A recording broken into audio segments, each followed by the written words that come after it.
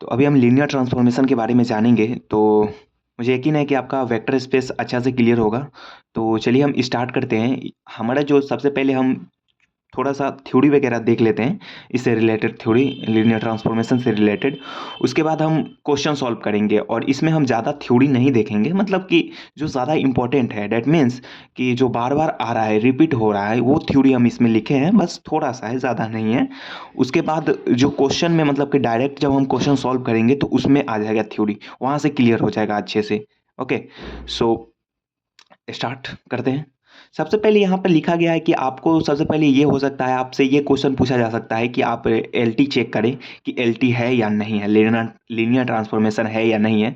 तो उसके लिए सिंपली हम क्या करते हैं, इसका यूज़ करते हैं। उससे पहले आप जान सकते हैं कि लीनियर ट्रांसफॉर्मेशन क्या होता है। ये हमारा ट्रांसफॉर्मेशन जो है वो होता है हमारा, यदि आपके पास दो वेक्टर स्पेस है, यहाँ पर है हमारा वी एफ और V over F and U over F. Okay, vector space है सेम फील्ड पे। ओके, सो ये हमारा क्या होता है, ट्रांसफॉर्मेशन होता है वेक्टर स्पेस से वेक्टर स्पेस में। ओके, मैपिंग होता है। दैट मीन्स आप ये समझ सकते हैं कि जो लीनियर ट्रांसफॉर्मेशन होता है वो मैपिंग होता है एक वेक्टर स्पेस से दूसरे वेक्टर स्पेस में। Okay, over the same field F. Okay, so आपको यदि एल टी चेक करना है तो उसके लिए आप क्या कर सकते हैं कि T of A alpha plus B beta कर सकते हैं। Okay, so T of A alpha plus B beta यदि एक्सप्रेस हो जाता है A T alpha plus B T beta के रूप में, देन हम बोल सकते हैं कि जो ये हमारा है लीनियर ट्रांसफॉर्मेशन हो जाएगा। ओके, तो ये हमारा लीनियर ट्रांसफॉर्मेशन का कंडीशन होता है। एक और कंडीशन होता है कि टी जीरो मैप करना चाहिए जीरो पे। ओके, जीरो जो होगा, डेट मीन्स कि जब जीरो वेक्टर जो है जैसे वी से एफ, वी एफ से यू एफ में मैपिंग है। ओके, सो इसमें का जो जीरो होगा वो उसका मैप ऑलवेज हमेशा जीरो पे ही करेगा। ओके, सो अगर इस कंडीशन को अगर होल्ड कोई नहीं कर रहा है तो डेट मीन्स कि वो क्या है, लीनियर ट्रांसफॉर्मेशन नहीं है, एल टी वहीं पे कट जाएगा। तो ये हम इसलिए इस पे फोकस कर रहे हैं क्योंकि ज़्यादातर जो एल टी चेक करना होता है उसमें इस पे ही ज़्यादातर क्वेश्चन इसी पे सॉल्व हो जाता है, बस ये कंडीशन पे टी जीरो बराबर zero. Okay, so T zero का मैप जीरो पे जाएगा। ओके, तो इसी पे आपका बहुत सारा क्वेश्चन कट जाएगा। खैर, आपको ये भी चेक करना पड़ेगा, मे भी कुछ क्वेश्चंस में T A alpha plus B beta check करना पड़ेगा। ये भी बहुत इजी है, आपको बस अल्फा और बीटा चुनना है, स्केलर होगा। ए और बी क्या है, स्केलर है, फील्ड से उठेगा। और आपको इस टाइप से अगर एक्सप्रेस हो जाता है तो वो हमारा एल टी होगा। ओके, उसके बाद है हमारा आइडेंटिटी ट्रांसफॉर्मेशन। आइडेंटिटी ट्रांसफॉर्मेशन क्या होता है? आइडेंटिटी ट्रांसफॉर्मेशन वो होता है जैसे हम कोई भी एक्स लिए, उसका यदि मैपिंग कराएं, ये हमारा यदि x का मैपिंग x पे ही चला जाए, डेट मीन्स कि वो क्या है, आइडेंटिटी ट्रांसफॉर्मेशन है। और यदि सारा वेक्टर, यानी सारा वेक्टर जो v में होगा उसका मैपिंग यदि जीरो पे चला जाए, सारा का जीरो पे मैप चला जाए, देन उसको बोलेंगे जीरो ट्रांसफॉर्मेशन। जैसे यहाँ पर हम शुरू में ही बोल दिए इसलिए कि वी एफ से यू एफ में मैपिंग है। ओके, याद रखिएगा। सो यदि v के सारे वेक्टर्स का मैपिंग जीरो पे चला जाए, u के जीरो वेक्टर्स में मैपिंग चला जाए, देन हम बोलेंगे कि यह क्या है, जीरो ट्रांसफॉर्मेशन है। ओके, सो ये आप क्लियर होगा यहाँ पे। आगे हम चलते हैं, रेंज और नल स्पेस के बारे में पढ़ते हैं। रेंज क्या होता है? रेंज होता है हमारा जैसे हम इसका कोई भी एक्स लेंगे वी से, और उसका जो मैपिंग जाएगा आई एक्स, उसका जो कलेक्शन होगा, डेट आई एक्स का कलेक्शन, वो हमारा रेंज होता है। ओके, क्लियर हो रहा होगा यहाँ से। जैसे हम यहाँ पे कोई भी एक्स लेते हैं, कोई, यदि यहाँ के एक्स का मैपिंग वहाँ पे जाएगा तो क्या होगा, आई टी एक्स होगा। Okay, T be the transformation, then X का मैप क्या होगा, टी एक्स होगा। तो ऐसे सेट का कलेक्शन जो टी एक्स को कंटेन करता है, जहां एक्स जो है वो वी में होता है। क्लियर है? ओके, सो वो हमारा रेंज में जाएगा। और डायमेंशन रेंज स्पेस का क्या होता है, रैंक होता है। यानी डायमेंशन ऑफ आर टी जो होगा, यानी range space of T, T यहाँ पे क्या होगा, may be dimension of R T transformation है, तो डायमेंशन आर टी जो होता है वो बराबर होता है रैंक टी के। यानी हम ये कहना चाह रहे हैं कि यदि आप ट्रांसफॉर्मेशन मैट्रिक्स निकाल पाते हैं तो डायरेक्ट आप ट्रांसफॉर्मेशन मैट्रिक्स का जो रैंक है वो फाइंड कर लीजिए। उसी का जो रैंक होगा वही हमारा डायमेंशन आर टी का होगा, यानी रेंज का होगा। ओके, उसका डायमेंशन हो जाएगा। और डायमेंशन के बारे में आपको क्लियर यहाँ पे होगा, डायमेंशन क्या होता है, यानी उस सेट को जनरेट करने के लिए जो बेसिस, यानी कि नंबर, सीधा समझते हैं, number of elements in a basis is called the dimension. Okay, तो बेसिस में जितना एलिमेंट होगा, और बेसिस आपको पता ही है कि बेसिस क्या होता है। ज- हम वेक्टर स्पेस में फिर घुस जाएंगे तो फिर बहुत ज़्यादा प्रॉब्लम होगा, सो हम वेक्टर स्पेस में नहीं जाना चाहते हैं। बेसिस, डायमेंशन, ये सब क्लियर होना चाहिए पहले से ही आपको, तभी आप ये देख रहे होंगे। ओके, उसके बाद हम यहाँ पर एनटी के बारे में पढ़ते हैं। नल स्पेस ऑफ टी क्या होता है? तो नल स्पेस ऑफ टी होता है, या फिर आप कर्नल कहिए, तो वो सारे वेक्टर्स का कलेक्शन जिसका मैप जीरो पे जा रहा है।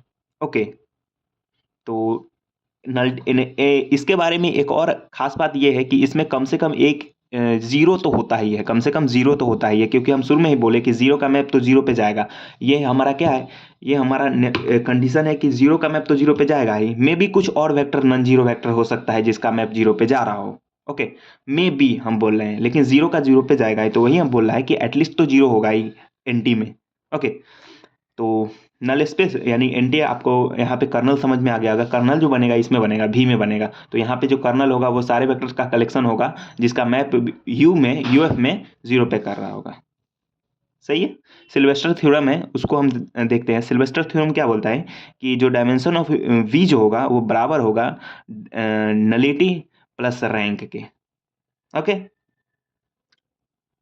यानी सिल्वेस्टर थ्योरम मतलब रैंक नलिटी थ्योरम यहाँ पर हम देखते हैं। वही यहाँ पे बोला गया है कि डायमेंशन ऑफ वी एफ जो है, यहाँ पे दिख रहा होगा, डायमेंशन ऑफ वी एफ बराबर rank T plus nullity T के बराबर होता है। Sylvester theorem. ओके, यहाँ पे देख सकते हैं V F finite dimension vector space है। यहाँ पे ये बोला गया है, इसको थोड़ा सा हम देखते हैं, मतलब इसमें ज़्यादातर मतलब कि कभी कभी में भी कन्फ्यूज़न हो सकता है। सो यहाँ पे बोला क्या है कि वी एफ जो है वो फाइनाइट डायमेंशन वेक्टर स्पेस है, then there exist a subset of V which generates V F not necessary to be become basis, but L I subset of this set is a basis. यहाँ पे कुछ नहीं बताया गया है, ज़्यादा tension न ले आप, सिर्फ यहाँ पे बात करें रैंक नलिटी थ्योरम में, सिल्वेस्टर थ्योरम पे rank T plus nullity T बराबर डायमेंशन ऑफ वी एफ। और रहा बात इसका, तो वी एफ जो यू जो होता है वो क्या होता है, एफ डी वी एस होता है। एफ डी वी एस मतलब क्या होता है, फाइनाइट डायमेंशन वेक्टर स्पेस। अब इसका मतलब यहाँ पे बताया गया है कि finite dimension vector space means होता क्या है, कि फाइनाइट डायमेंशन वेक्टर स्पेस जैसा कि नाम से क्लियर हो रहा है, फाइनाइट डायमेंशन मतलब कि कोई फाइनाइट नंबर है उसका डायमेंशन शो कर रहा है। मीन्स फिर से हम बताते हैं, मीन्स कि देयर एग्जिस्ट एक ऐसा सबसेट मिलेगा भी का एक ऐसा सबसेट मिलेगा जो कि जनरेट करेगा वी एफ के।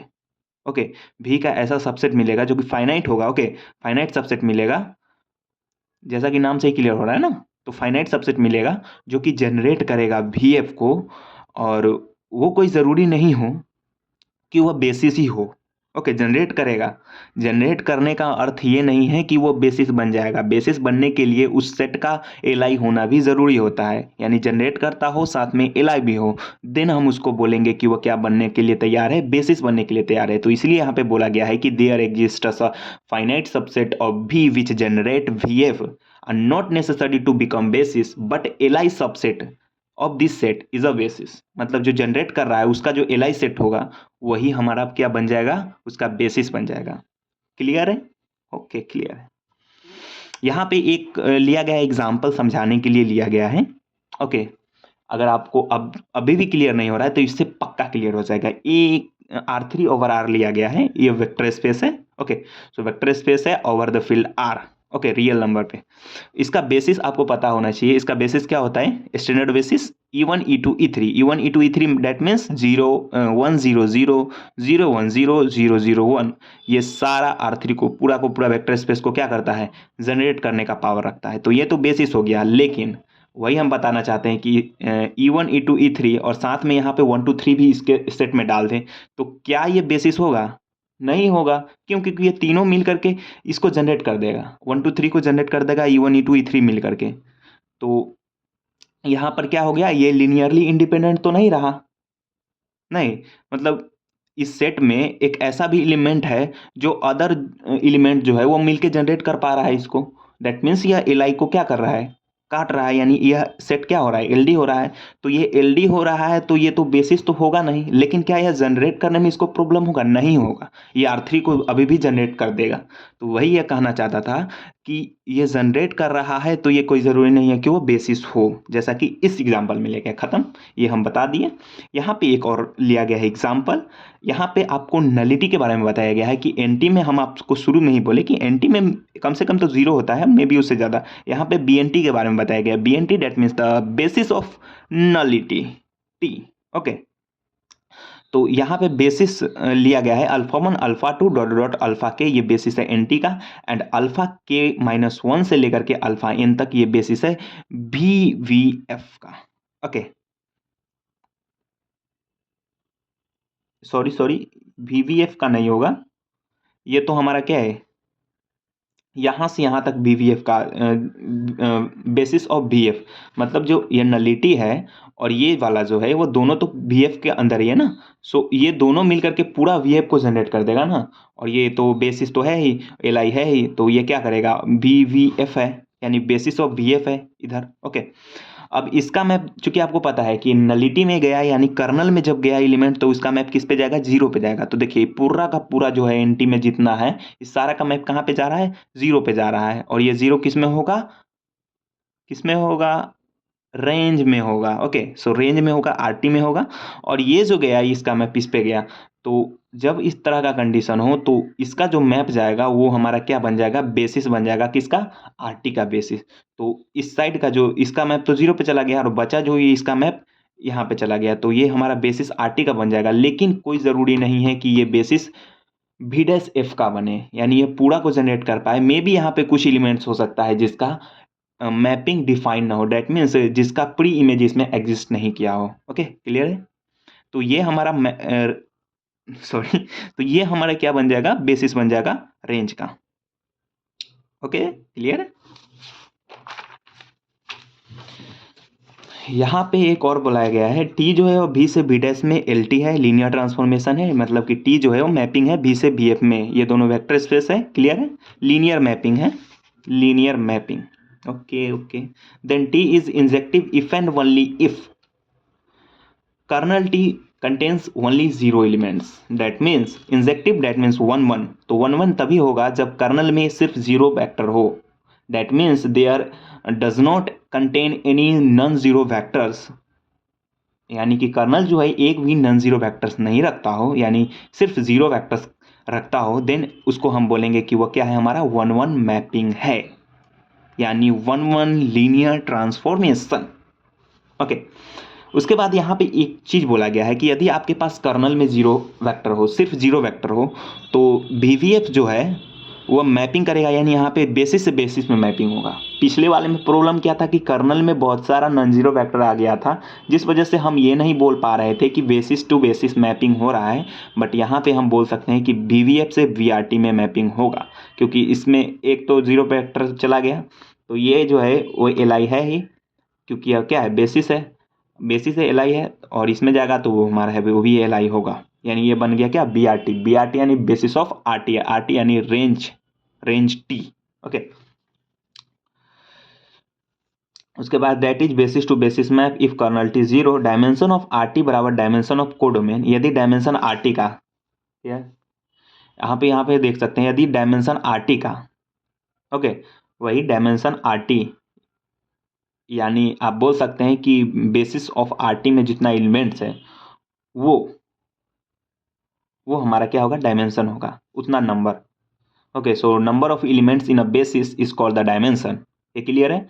सो वो हमारा डायमेंशन को शो करता है। यदि उसका डायमेंशन जो है वो डायमेंशन ऑफ कोडोमेन के बराबर हो गया तो हम बोलेंगे कि वो क्या कर रहा है, ऑन टू हो रहा है। ऑन टू मैप के बारे में आपको पता ही होगा कि ऑन टू मैप क्या होता है कि जैसे हम 2 वेक्टर से मैपिंग डिफाइन कर रहे हैं, ओके, लीनियर मैपिंग बोलिए या कुछ ही बोलिए, कोई फर्क नहीं पड़ता, लीनियर मैपिंग ही हम बोल रहे हैं। ओके, सो यहाँ पे एक भी ऐसा सिंगल एलिमेंट्स एग्जिस्ट नहीं करना चाहिए जिसका प्री इमेज इसमें ना मिलता हो, यानी हर एक एलिमेंट्स का प्री इमेज इसमें एग्जिस्ट करना चाहिए, देन हम उसको बोलेंगे onto mapping. Okay, clear है।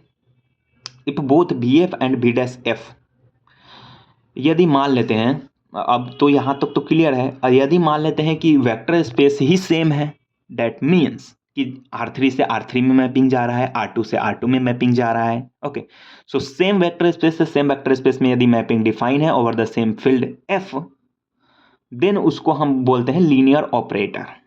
लीनियर ऑपरेटर, इसमें खास बात ये होता है कि यदि उसका कर्नल में 0 वेक्टर है तो वहाँ पे वो इम्प्लाई ऑन टू को भी कर देगा, वहाँ पे इम्प्लाई वो इन्वर्टेबल मैट्रिक्स को भी कर देगा, ऑन टू को भी कर देगा, यानी नॉन सिंगुलर वगैरह सब एग्जिस्ट कर जाएगा, सिर्फ एक होल्ड होने से सब होल्ड हो जाता है। अब ये कैसे होता है, सिंपल है। जैसे आप सोचिए यहाँ पे हम कह रहे हैं कि यहाँ पे वेक्टर है, इसका बेसिस बन रहा है, इसका भी डायमेंशन सेम है इस वेक्टर स्पेस का, और इस वेक्टर स्पेस का भी डायमेंशन सेम है, इसके कर्नल में सिर्फ 0 वेक्टर है। तो ये जो है वो मैप कर देगा उस पूरे के बेसिस में। दैट मीन्स कि यदि कर्नल में 0 एलिमेंट है यानी यह 1 1 है ट्रांसफॉर्मेशन, यानी टी जो है यदि 1 1 है, तो अगर टी 1 1 है and T with a linear operator, then T is onto also. Okay, onto भी हो जाएगा। इन्वर्टेबल का भी कंडीशन यहाँ पे देख लेते हैं कि यदि वो 1 1 है तो ऑन टू हो जाएगा। ये तो हमारा लीनियर ऑपरेटर में होता है। नॉन सिंगुलर के लिए सिर्फ एक कंडीशन चाहिए, 1 1 होल्ड होना चाहिए। ओके, ऑन टू के लिए सिर्फ, सॉरी, नॉन सिंगुलर के लिए सिर्फ ऑन टू होना चाहिए। ओके, उसके बाद कहते हैं, बट यहाँ पे आप एक चीज़ सोच सकते हैं कि इन्वर्टेबल के बारे में जब बोला ही गया है, तो यदि हम मान लेते हैं v और w है, यदि इसका डायमेंशन v का यदि छोटा हो जाता है डायमेंशन w का, तो जब भी आप ट्रांसफॉर्मेशन मैट्रिक्स बनाओगे, तो मान लेते हैं थोड़ा देर के लिए, जैसे इसका डायमेंशन 2 है, इसका डायमेंशन 3 है, तो मैट्रिक्स क्या बनेगा, 3x2 का मैट्रिक्स बनेगा। तो क्या आप उसका डिटर्मिनेंट डिफाइन कर सकते हो? मे बी वह 1 1 होल्ड हो रहा है, नहीं ना? तो स्क्वायर मैट्रिक्स होना कंपलसरी है, यानी डायमेंशन दोनों का इक्वल हो जाता है, यानी लीनियर ऑपरेटर में हम चले जाते हैं। लेकिन कंडीशन में सिर्फ क्या दिया गया है कि वह सिर्फ 1 1 होल्ड होना चाहिए। और बाद में पता चलता है, बाद में हमें क्या पता चलता है कि वो तो ऑन टू भी हो जाएगा, लीनियर ऑपरेटर में चला गया ना। तो इस पर भी बहुत ध्यान देना जरूरी है।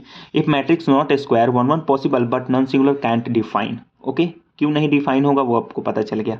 वेक्टर स्पेस आइसोमॉर्फिज्म, दो वेक्टर स्पेस है v और u over the same field f, then v is isomorphic u if there exist 1 1 onto map. Okay, T भी से भी में यहाँ पे बोला गया है टी भी से भी में लीनियर ट्रांसफॉर्मेशन, लीनियर मैपिंग है।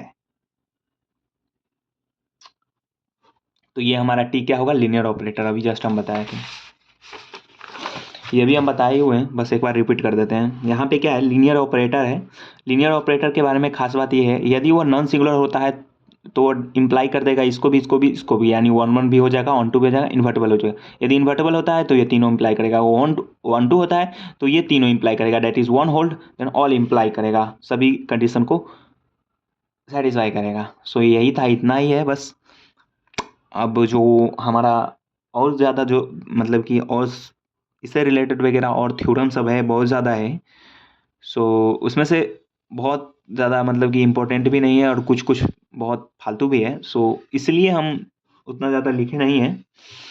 हम अब डायरेक्ट जब हम क्वेश्चन को सॉल्व करेंगे तब आप वहाँ पे आपका डाउट क्लियर हो जाएगा। हम अभी जो हमारा नेक्स्ट वीडियो रहेगा वो डायरेक्ट क्वेश्चन रहेगा। अभी जस्ट थोड़ा देर बाद में, आज जो 12 तारीख है ना, तो आज ही सारा वीडियो अपलोड कर देंगे आज ही। इसके बाद हम क्वेश्चन सॉल्व करेंगे, वही जैम वगैरह, नेट गेट का जैम का क्वेश्चन रहेगा, और बहुत बढ़िया तरीक़ा से सॉल्व होगा। मतलब वहाँ पे क्लियर हो जाना ही हो जाना है। और इससे आपको ये भी पता चल जाएगा कि हमको कितना थ्योरी पर ध्यान देना है, क्योंकि आप ही बताइए, ये 14 15 साल 20 साल में नहीं पूछा अदर अदर थ्योरम पे, तो अब क्या पूछेगा। उतना दिन का थ्योरी अगर आप कंप्लीट कर लेते हैं और ये सब क्वेश्चन अगर सॉल्व हो जाता है, और तो बढ़िया है, मतलब कि अच्छा एग्जाम में परफॉर्म कर सकते हैं। Best of luck.